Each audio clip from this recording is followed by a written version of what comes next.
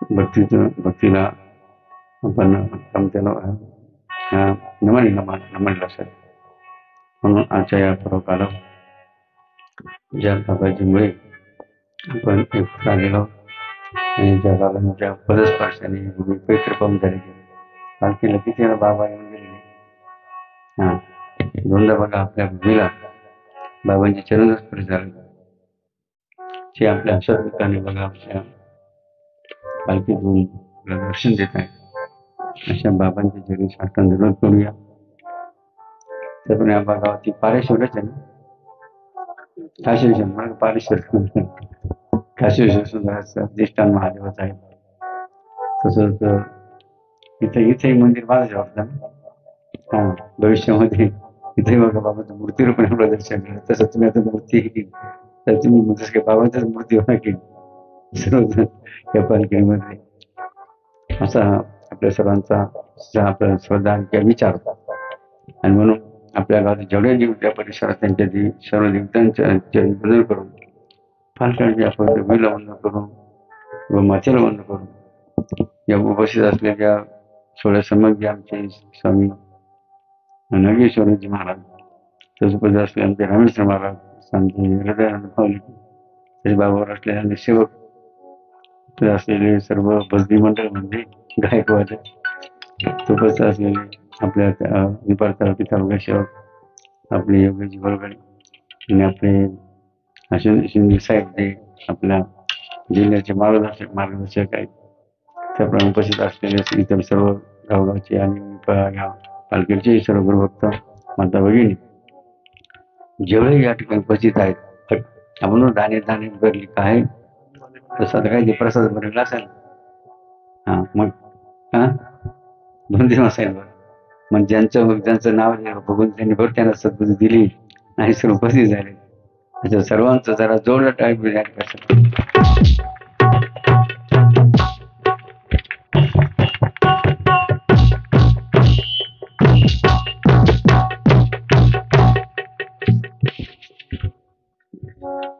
काही मिनिटात बघा आपल्याला काय करायचे शांत करून बाबांना परवानगी द्यायची कशा. कारण आता उद्याचा काय माहिती आहे ना, ध्वजारोहण सोहळा जो आपला 16 अक्षतृतीयाचा 28 एप्रिल ते 5 मे या कालावधीमध्ये संपूर्ण ध्वजारोहण सोहळा संपन्न होणार आहे. आणि त्या सोहळ्याकडे जात असताना आजच्या पूर्व संध्येला पालखीने बाबांचं नाव लिहिलं बघा. आजचं नाव बाबांचं पुढे लिहिलं होतं.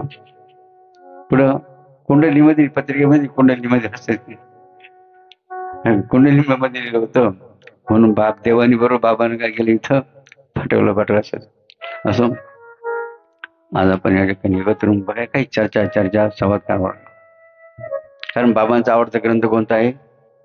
आवडता ग्रंथ आहे बाबांचा बघा भागवत. म्हणून बाबाजी काय म्हणायचे, भागवत वाचा, भागवत वाचा, भागवत वाचा. कारण वाचाल तर नाशा बघा भागवतामध्ये की कोणत्या संसारी जीवाला धन्य म्हटले बघा. काय कोणत्या संसारी जीवाला धन्य म्हटलेले आहेत नाथ महाराजांनी लक्षात घ्या. आणि तो अध्याय आहे नंबर 2. अध्याय किती आहे बरं का? जयंतवर आहे काय बरं का? जयंत लक्षात घ्या. अध्याय नंबर किती आहे? 2. आणि त्या 2 अध्यायामध्ये कोणाचं वर्णन केलं नाथ महाराजांनी? तुम्ही सर्व संसारी जीव नका. संसारी जीव किती मी अर्थात ग्रस्ती, तुम्ही सर्व ग्रस्ताश्रमात ते सर्व जीवात. मग बघा कोणता संसारी जीवा का धन्य आहेत नाथ महाराज उल्लेख लक्षात घ्या. आणि त्यासाठी अध्याय निवडला नाथ महाराजांनी 2रा अध्याय. गोवी नंबर किती? गोवी नंबर किती आहे? 773 म्हणजे 773 म्हणजे किती? 773 वहीमध्ये नाथ महाराजांनी कोणाचं वर्णन केलं? तुमच्या संसारी जीवाचं वर्ग. मग कोणत्या संसारी जीवाचं? नीट मध्ये लक्षात द्या. काय म्हणतात नाथ महाराजच्या वहीमध्ये? ऐसे ज्याचे जीवेवरी. काय जात नाथ महाराज? ऐसे ज्याचे जीवेवरी नाम नाचे निरंतरी तो धन्य संसारी स्वानंद हरी करतो. लक्षात द्या. म्हणून ओम जनार्दनाय नमः.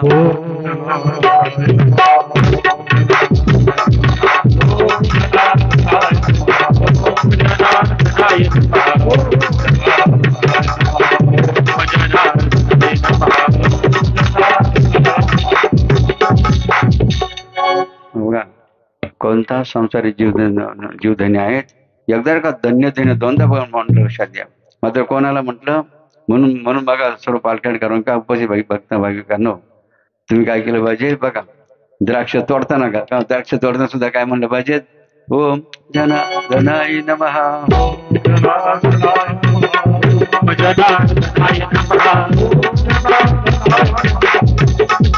बघा द्राक्ष पॅकिंग करताना द्राक्ष वजन करताना सुद्धा काय म्हणलं पाहिजे,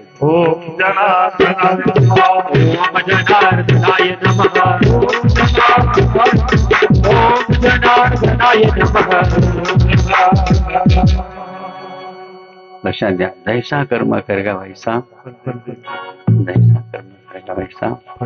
अशाने बघा तुम्ही कर्म करताना बघा, तुमचं काम करताना तुम्ही कोणाचं नामस्मरण केलं, कोणाचं नामस्मरण कर बघा. एक पुरुष संत जाता गुरुचं लक्षात नामस्मरण जर केलं बघा काय ते बघा काय त्याचं वर्णन कोणी केलं बरं का. महिला सुद्धा काय मला लक्षात, महिला सुद्धा बघा आता समजा भाजी करायची असते ना बघा, मग त्या गॅसवर आता गॅस निघाले की पहिले आपल्या चुलीवर जायचं बरं का. पण बरं का बाबा गॅस वापरते लक्षात घे, बाबांच्या प्रसादाला गॅस वापरला जात नाही. तर काय वापरलं जातं, कुट्यावाला विचारायचं कुठे आहे ना त्याला विचारा, त्या कुट्यामध्ये काही लक्षात घे. सुंदर असं नियोजन का, कुट्यावाल्याचं नाव काय, हा सूर्य बाबांच्या राशी बघा, सूर्य जर टाळीवर जाऊन लक्षात सुंदर बघा बाबांना खूप सुंदर कुठे बरं का. हा अयोध्याला होते का बरोबर, कारण त्याचे कम्प्युटर बाबांना वाटतं बरं का ते रचना बरं का, म्हणजे कुठ्याचा मार्ग कसा असावा की नाही, तोच कुठे असावा, कुठे सुंदर कशी सजली पाहिजे म्हणून पुरुष जरा त्यांच्या विचारांच्या श्रद्धा टाळ्यावर पुरुष अभिनंदन. आपला काय विचार चालू होता मग महिलांना सुद्धा बरं. आता आपण या ठिकाणी बघ ना, कोणत्या महिला बघा आम्ही गॅसवर स्वयंपाक करीत नाही असं कोणी आहे का, जागेवर बघायचं. कोणत्या महिला गॅसवर स्वयंपाक करीत नाही असं कोणी आहे का त्यांच्या जागेवर, काय काय गावात राहते म्हणून विचारलं बाबा इथं कोणी आहे का नाही, कोणीच नाही का, सर्व आयता कार्यक्रम गाव लक्षात बघा. गुरुजन लागली लक्षात. हा बघा गॅसवरची बघा पोळी, त्या गॅसवरची भाकरी, त्या गॅसवरची भाजी आणि आपली चुलीवरची लक्षात बघा तो फरक झाला असं. आणि म्हणून महिलांनी बघा कढई ठेवताना काय, कढई ठेवताना आणि कढईमध्ये पहिल्यांदा काय टाकी तेल टाकी आणि कढई ठेवून त्यामध्ये तेल टाकताना काय म्हणायचं, धनाय नमः.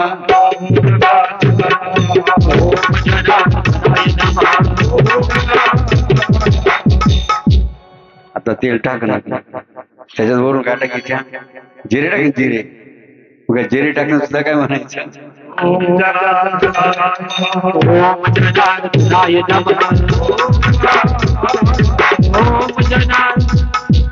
बरं का.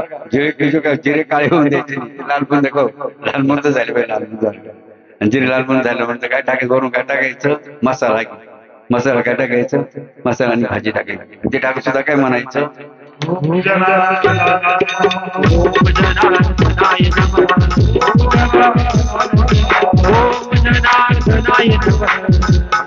कोणती भाजी करा मात्र ती भाजी कशी वापरा, धुवून कशी वापरा, आणि धुवून वापरा. आणि भाजी टाकल्यानंतर ती शिजले का नाही पाहावं लागत ना, म्हणजे शिजले की नाही पाहताना सुद्धा काय म्हणायचं,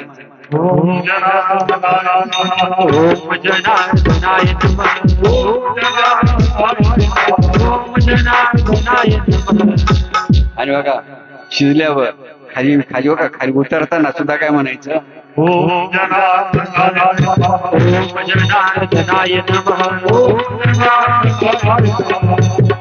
बघा उतरल्यानंतर कधी स्वयंपाक बघा उघडं ठेवायचं नाही, काय करायचं झाकून काय ठेवायचं, मग ती भाजी झाकून सुद्धा ठेवणार काय म्हणायचं,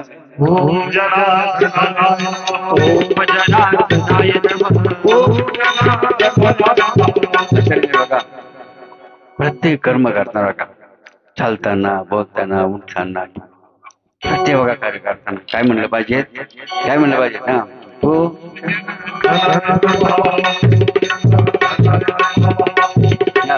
का बघा का म्हणायचं आपण म्हणलं धन्य धन्य म्हणत नाथ महाराजांनी. पण पुण्यांची फुले करून नाथ महाराज गेला बघा भागवतामध्ये.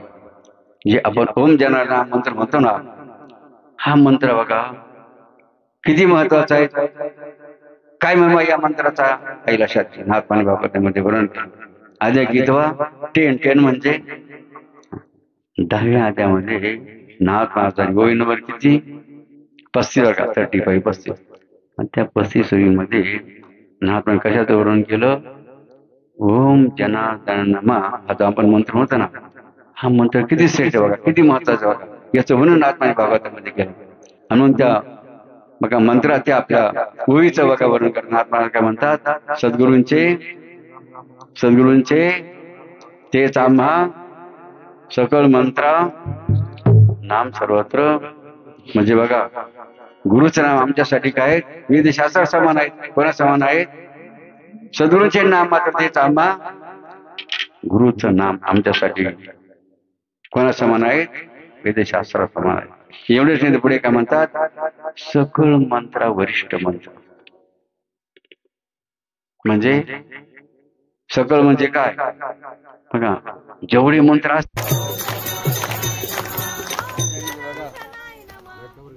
नामाचा महिमा किती वर्णन केला कमी जर की बाबांनी ठरवलं बरं का. 21 मिनिटं बोलायचं. किती 21 मिनिटं? आता किती झाली? 15 मिनिटं झाली का? 5-6 मिनिटं बाकी राहिली होती बरं का. आता 5 मिनिटं आपण काही भजन करू काय? आपण भजन करू ना, काय करू काय? आपल्या पंक्तीला वर हात करा.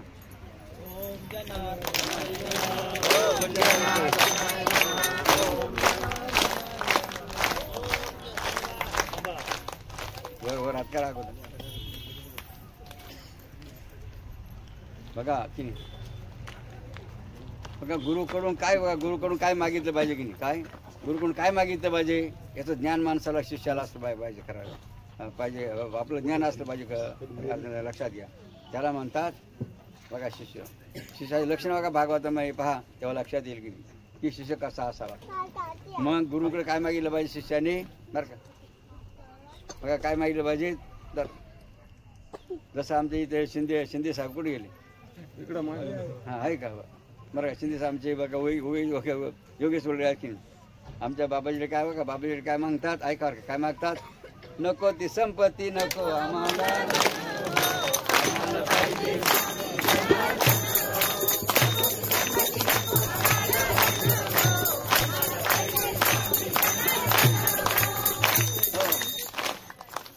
काय म्हणतात, नको ती संपत्ती म्हणजे आम्हाला काय नको, संपत्ती नको, धन पण नको, आम्हाला काय पाहिजे.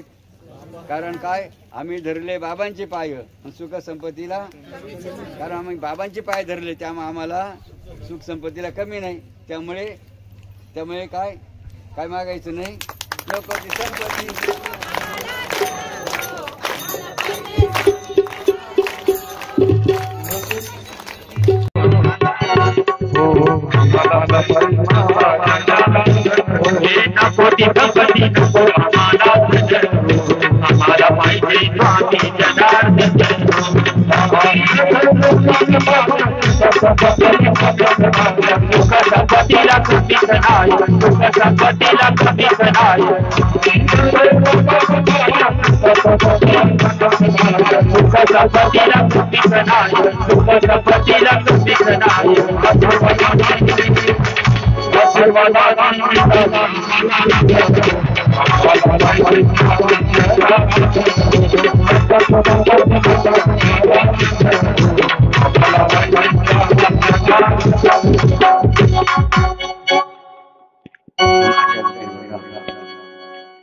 खरोखर असं जे मागतात त्यांची विचार आता प्रथम ज्यांनी अनुष्ठान करेल त्यांनी आता समोर त्यांना समोर बोला नागेश अनुष्ठान करून बाबांचा आशीर्वाद प्राप्त केला आणि त्यांना काय मिळालं धन धन नाही. ज्यांनी आपला जो सार्थक केलं बरं का. शांताराम होय का शांताराम भगवान घोडेवाले भगवान आहे का बरं का. घोडे घेऊन हजर व्हायचा होता किती बरं का 28 वर कॅनला सविस्तर चालायचं संध्याकाळी. आपल्याला महाराजांची मिरवणूक काढायची होती ना बरं का? तुमचे घोडे घोडे घोडे घोडे. हा. आपल्या घोड्यावर कोण देतं बसवायचं तुम्हाला एखादं देव ड्रेस नाही. हा हा हा हा हा.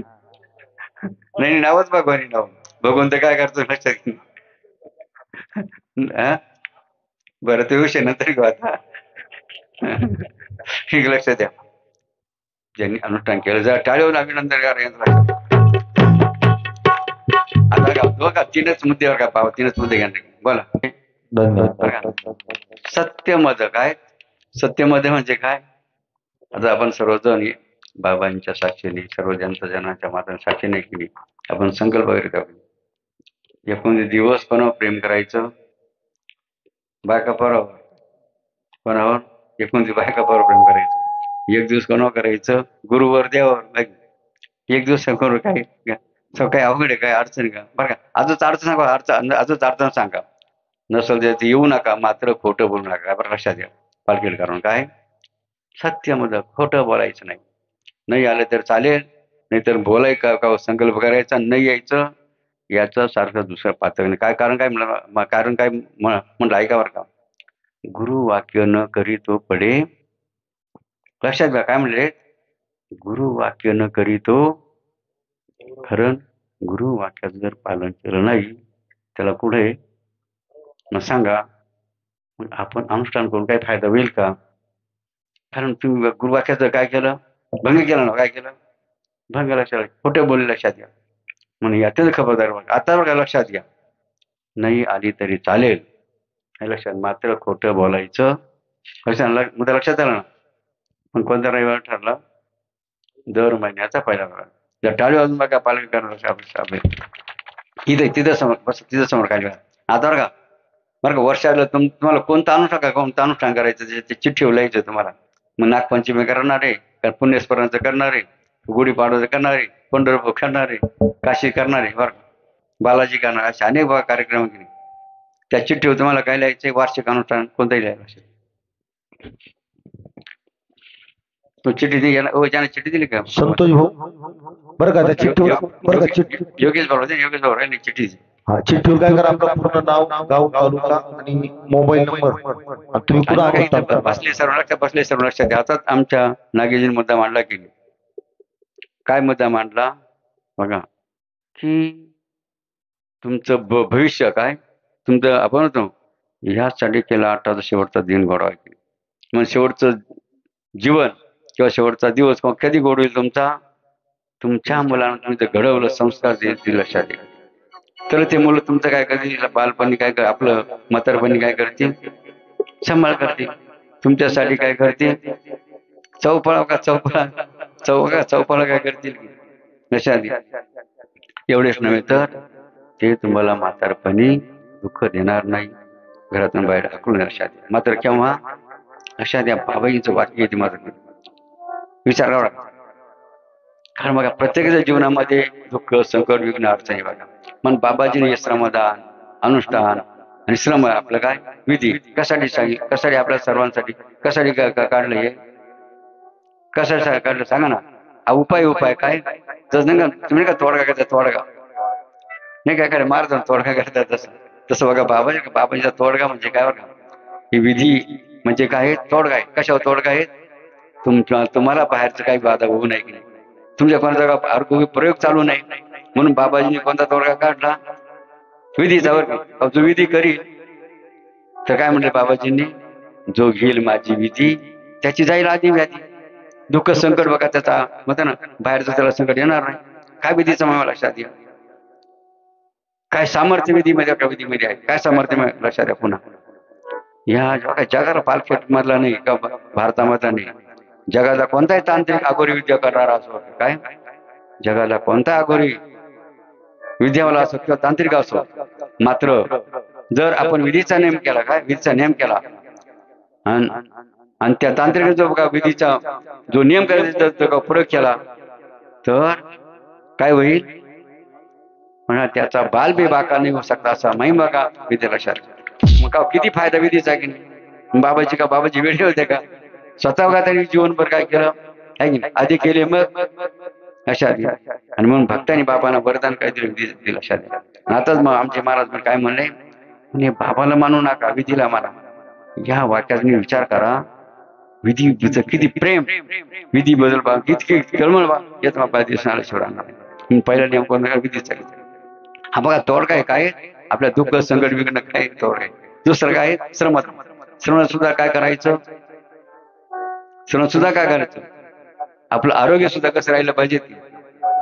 काम केल्याने मनुष्य कसा राहतो सांगा. आजारी कोण पडतं माहितीये का? रेकामठा. मग बाबांचा मुद्दा लक्षात का, वडारी लोक ते आजारी पडत्या का पडती नाही सांगा ना. हो विचार की किती कष्ट करत असतात. म्हणजे बघा श्रम किती महत्वाचे जीवनासाठी, आरोग्यासाठी. आणि म्हणून बघा आपले आरोग्य आपण रोगी बनवून अनेक आजार आपल्या पाठीमागू नये म्हणून बाबांनी कोणता तोडगा दिला, श्रमणासाठी. फरक लक्षात घे किती महत्वाचा मुद्दा आहे. आणि तिसरा कोणता, अनुष्ठान. अनुष्ठान का सांगितलं बाबांनी करायला आपल्याला? अनुष्ठान का, अनुष्ठान केल्याने का दिवाळी वाटवलं होतं सांगा सांग ना. अनुष्ठान केल्याने तुमचं दिवाळ होतं का वाटवलं होतं? मागच्या बोला ना बस बसले का अनुष्ठान केलं दिवाळी वाटवलं होतं. बघा पालखेडसाठी नाही, आम्ही यांच्यासाठी काय कार्यक्रम नाही चालू. बघा पिंपळच्या का पिंपळच्या असतील, आयरगावच्या असतील, जेवढे बसले ना त्या तुमच्या सर्व एक एक्झाम्पल आहे. पालखेड म्हणजे एक नमुना आहे. ह्या नमुना एक्झाम्पल तुम्हाला काय करायचे बरं का, तुम्हाला सुद्धा अनुष्ठान करायचं, विधी करायची, श्रमदान लक्षात बरं का. हे समज कसं आम्हाला समज इशारा समजल्यावर इशारा कापला होता काय. बघा लक्षण सांगितले नाथ महाराजांनी. काय सांगितलं नाथ महाराजांनी बघा लक्षण शिष्याचे, की जो शिष्य बघा आपल्या घरच्या कामाला थर्ड क्लास काय समजतो, गुरुच्या कामाला फर्स्ट क्लास म्हणजे नंबर प्राधान्य देतो. कोणाला प्रथम प्राधान्य कोणाला देतो? गुरुच्या सेवेला प्राधान्य देतो. लक्षात घ्या. त्याला सच्चा बघा बघा शिष्य मला लक्षात घ्या. त्याप्रमाणे बघा आणखी लक्षात घ्या. जो शिष्य काय शिष्य बघा लक्षण का सांगितले नाथ महाराजांनी. काय बघा लक्षण शिष्याचा असावं, जो शिष्य काय करतो आणखी जास्त कष्टाचं काम मागून घेतो. करून कोणतं काम मागून घेतो? जास्त श्रम कष्ट ज्या कामात आहे ना ते काम करून मागून लक्षात. त्याप्रमाणे आणखी बघा पुढे गुरुने जर काही एखादं काम सांगलं ना बघा शिष्य लक्षण कशा असावे. तो शिष्य काय करतो, हे काम भारी हलकं बघा असं कधी मानित नाही. काय गुरुने एखादं काम सांगितले ना, हे काम हलकं आहे बा, मी कसं आहे काय केलं पाहिजे, हे भारी मला जमल का नाही, असा कधी विचार का हे हलकं भारी नीच उंच नीच ज्याला म्हणतात, कधी आपण भेदभाव करावा त्या कामावर विचार करायचा नाही. तर काय म्हणायचं शिष्याने, माझ्या भाग्यात ही सेवा होती म्हणून गुरुने मला ही सेवा दिली, माझ्या वाट्याला आली लक्षात. त्याला म्हणतात शिष्य लक्षात. अशाने बघा लक्षणं. त्यासाठी ते भागवत वाचा का, भागवत वाचा तेव्हा लक्षात येईल शिष्याची लक्षणं काय, शिष्य कसा असतात. आणि म्हणून आणखी एक मुद्दा लक्षात बघा. काही काही बघा शिष्य कशा असतात बरं, कशा असतात. शनपट म्हणजे बघा शनपट बुद्धीचे म्हणजे कोणत्या बुद्धीचे, शनपट बुद्धीचे म्हणजे त्यांना कितीही सांगावा नोट चाहिए काय त्यांच्यामध्ये बदल होत नाही. थोडक्यात सांगून ऐकणार त्यांना कोणत्या बुद्धीचे म्हणत्या, कोणत्या बुद्धीचे शनपट बुद्धीचे बघा. नंतर दोन नंबर 2 नंबर कोणत्या बुद्धीचे, मेंटल बुद्धीचे. मेंटल बुद्धीचे म्हणजे हे कसे असतात माहितीये का, त्यांना कमीत कमी 4 वेळा सांगा, किती वेळा सांगावं लागतं, एकदा दोनदा सांगून त्यांच्या टाळक्यात बसत नाही. किती वेळा सांगावं त्यांना, त्यांना कमीत कमी 4 वेळा सांगावं होतं, नंतर त्याला समजतं. त्यांना म्हणतात मेंटल बुद्धीचे. आणि पुढचे कोणत्या बुद्धीचे राहिले आणि पुढचे आता बघा कर्पूर बुद्धीचे कोणा म्हटलेले, जसा कापूर एकदा नुसती गाडी लावून तावता होतं पेटत होती. त्या पण एकदा जर सांगितलं त्यांच्या टाळ्यात बसून त्याला म्हणतात नंबर 1 कॉलेज असेल. आता ज्यांनी तरी विचार करायचा आहे, ज्यांनी तरी विचार करायचा आहे की आपण कोणत्या कॅटेगरीमध्ये बसतो की. आणि म्हणून बाबांना वाटतं तुम्ही इकडे बसेल आहे ना, तुम्ही षटपट बुद्धीचे नाही, मेजर बुद्धीचे नाही, तुम्ही कधी बुद्धीचे कर्पूर बुद्धीचा टाळीवर सर्वांचा अभिलाषा. त्या बघा शिष्य कसा असावा किंवा कसा नसावा असं बघा. आता थोडक्यात वगैरे बाबांचा कार्यक्रम संपला,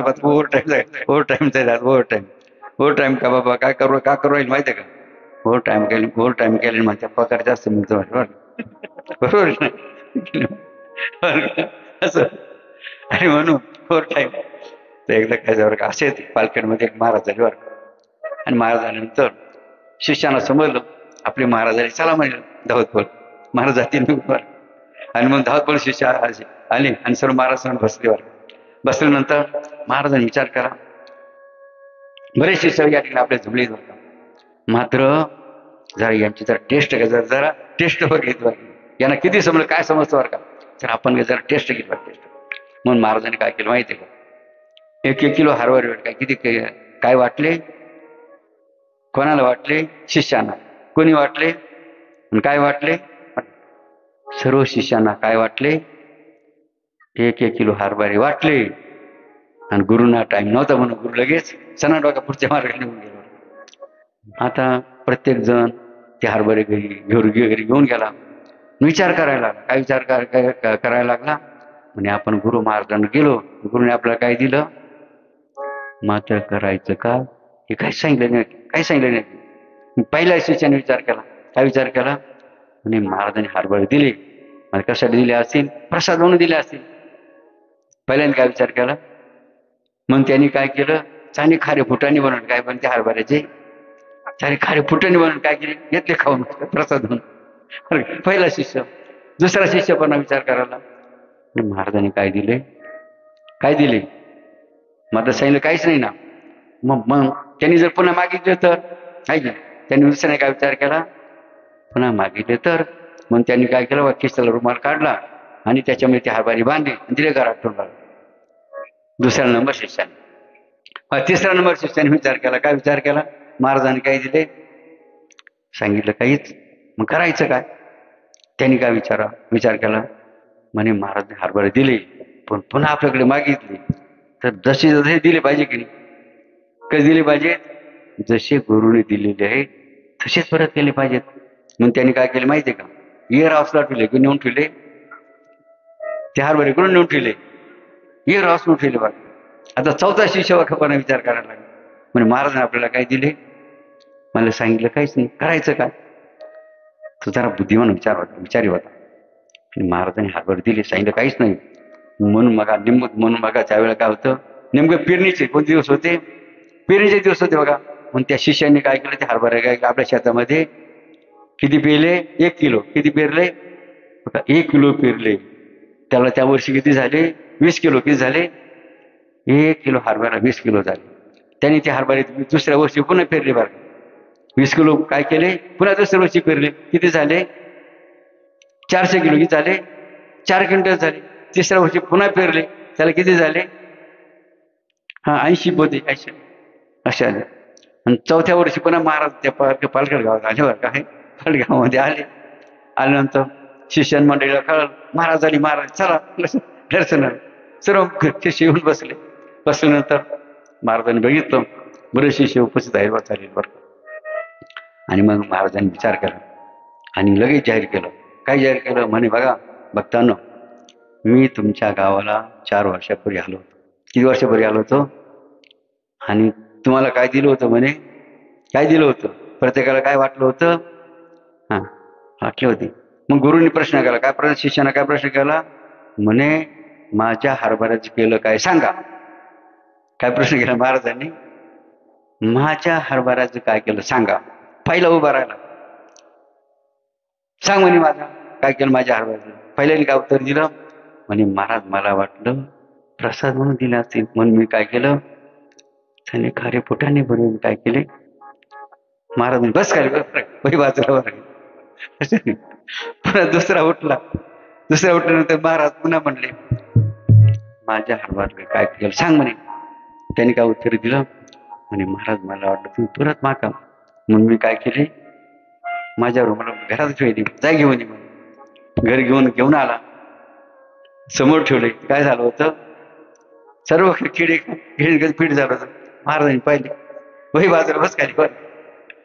पुन्हा तिसरा उभा राहिला, महाराजांनी सांग म्हणे माझ्या हरभऱ्यात काय केलं. त्यांनी काय उत्तर दिलं, म्हणे महाराज मला वाटलं तुम्ही परत मागा, मात्र ते हरभरे तुम्ही जसे दिले ना तसेच परत केले पाहिजे म्हणे. म्हणून मी कुठे ठेवले, ते कुठे ठेवले, जाय म्हणे घेऊन येवा. लगेच एअरहाऊस गेला, त्या पाकिटातून पावती काढली, पावती दाखवली एअरहाऊस म्हणला, आणि ते हरभरे घेतले महाराजा पुढे आणून ठेवले. महाराजांनी बघितले हरभरे कसे होते, हरभरे कसे होते. महाराज काय म्हणले, ठीक आहे, धन्यवाद धन्यवाद. पुन्हा मग चौथा उभा राहिला. महाराजांनी सांग माझ्या महाराज काय केलं. मग त्यांनी काय सांगितलं, म्हणे महाराज मी काय केलं, म्हणे तुम्ही हात दिले हरभरे पहिल्या वर्षी पेरले, मला किती झाले, 20 किलो झाले. मी दुसऱ्या वर्षी पुन्हा पेरले, किती झाले मला, 400 किलो झाले. पुन्हा पेरले, किती झाले मला. हा महाराज महाराज बघा म्हणे जा घेऊन ये बरं. लगेच हे महाराज यांनी बघलं फोन काय काय लगेच कॉल टू होम. आणि फोनवर काय सांगितलं बरं का, फोनवर काय सांगितलं लक्षात घ्या, लोड आयशर आणि कम इमिजिएट. काय सांगितलं, काय निरोप दिला फोनवर, load Eicher and come immediate. आणि लगेच बघा गाडी भरून आली. कोणती गाडी भरून आली, आयशर बरं का. आणि महाराज उभी राहिली. शिष्य काय म्हणाला, म्हणे महाराज घ्या तुमचे हरभरे. मग सांगा कोण 5,000 झाले, कोण नापास झाले, सांगा ना. नंबर 1 कोण पास झालं, हा फुटाने कोण खाणार आहे. कोण पास झाला, कोण नापास झाला, असं त्यात तुम्ही हुशार. म्हणून लक्षात घ्या, शिष्याने कोणता विचार केला. किती महत्वाचा मुद्दा बघा. बाबाजींनी भक्तांसाठी सांगितलं की अनुष्ठान. आणि बघा प्रत्येक गोष्ट बघा जी बाबांनी सांगितली ना, ती प्रथम त्यांनी अगोदर आधी केले असं बघा विधी. का बाबाजींनी का जन्मभर आयुष्यभर शेवटच्या श्वासापर्यंत का विधीचा नेमका टाळला का, सोडला का, सांगा ना. एवढ्या महान पुरुषांनी जर विधीचा नेम टाळला, त्याला काही गरज नाही तरी सुद्धा त्यांनी काय केलं, त्या नियमाचं पालन केलं. नाही आपण तर किस्मे घालवा लागेल. विचार करणं, शिवयोगी संत जर नियमाचं पालन करतात तर आपण विचार करावा पाहिजे. त्याप्रमाणे दुसरा बाबांनी काय केलं, श्रमदान. बघा जेवढे आश्रम बाबांनी केले ना का ते कॉन्ट्रॅक्ट बेसवर केले का, कसे केले मग सांगा ना, कसे केले आहे की याच निभार चालून का गाड्याच्या गाड्या भरून द्यायचे. शिवपुरी असेल तर ठिकाण लक्षात घ्या. म्हणजे एवढेच का एवढेच नाही तर बघा बाबाजी ज्यावेळेला त्या माणिक शेट्टी कामाला होते ना करंजगाला, बघा शेती बघा गडी म्हणून गडी बघा. बघा तुमच्यासारखे जेवण असतात जेवण आहेत बाबा सालांच्या माणिक शेट्टीच्या इथे. सालांनी असताना ते काय मोठा पाठ आहे, मोठा काय सड काय. एवढंच नव्हे तर मोसमीचा बाग बघा त्या माणिक शेट्टी लावलेला होता. आणि एक दिवस ते शेट आले आणि बाबाजींना बघा काय सांगू लागले, म्हणे जना आता आज काय मोसमीला टाचणी बघा, त्या टाचणी द्यायचा टाचणी बघा, टाचणी या मोसमीला काय माहिती टाचणी द्यायची. म्हणजे तुला 4 जण जोडदार घे म्हणे आणि काय कर मोठी टाचणी कर बघा. असं त्या आदेश केला, आज्ञा दिली आणि मनुष्य निघून गेले. मग बाबाजीने काय केलं, लक्षात बाबाजीने काय केलं माहिती आहे लक्षात.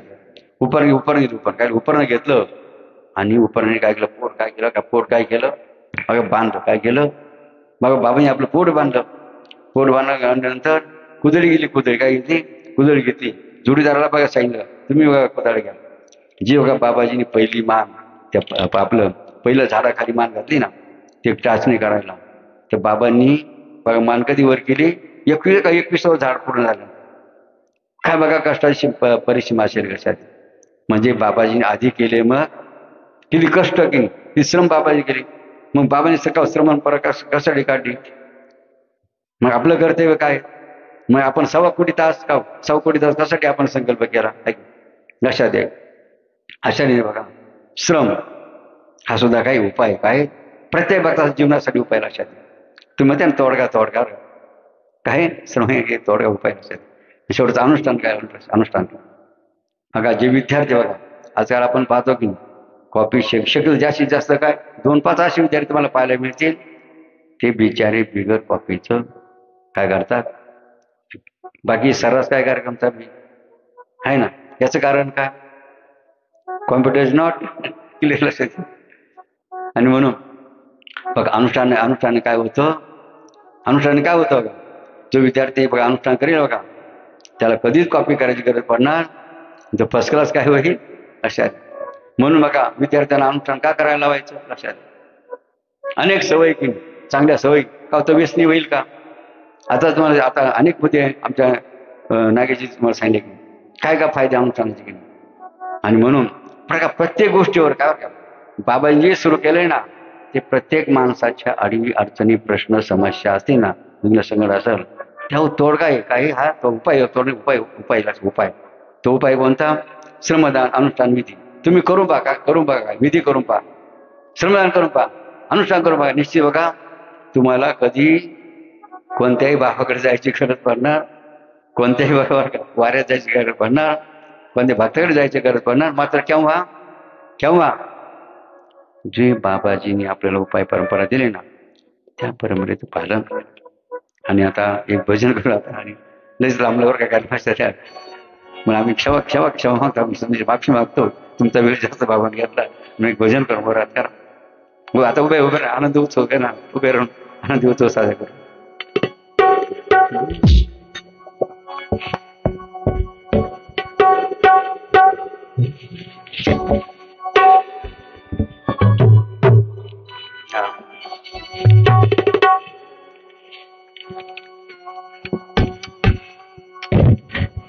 बघा बरं का किती बाबांचं कार्य महान की नाही, किती वरून ते कमीच पडेल. आणि म्हणून आपण बघा सर्व समाजाने बघा सर्व समाजाने फक्त बघा काय करतात बघा काय शेवटी बघा काय करणं गरजेचं लक्षात. असं महान कार्याला आपण काय केलं पाहिजे? वंदन केलं पाहिजे. काय केलं पाहिजे? इतकं महान बाबांचं काही महान कार्य तर आपल्या पुढे फक्त वंदन केल्याशिवाय पर्याय नाही. म्हणून आपण काय म्हणतो? जनार्दनाच्या शिवकार्याची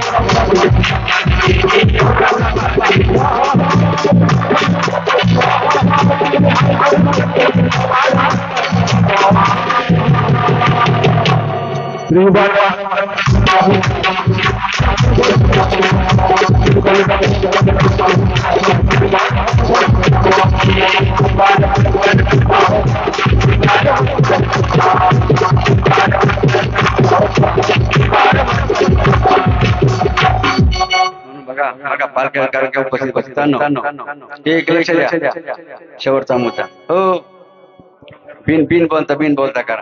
बाबा काय म्हणते लक्षात शेवटचा मुद्दा आहे बरं का. शेवटचा मुद्दा आहे बरं का. तुमच्या मुलांना काय करा बरं का, अक्षरशः अनुष्ठान बसून पहा. नाही तुमच्या पोरांनी झेंडा फडकावला होता ना बाबाला लक्षात गेले. बाबाला चॅलेंज.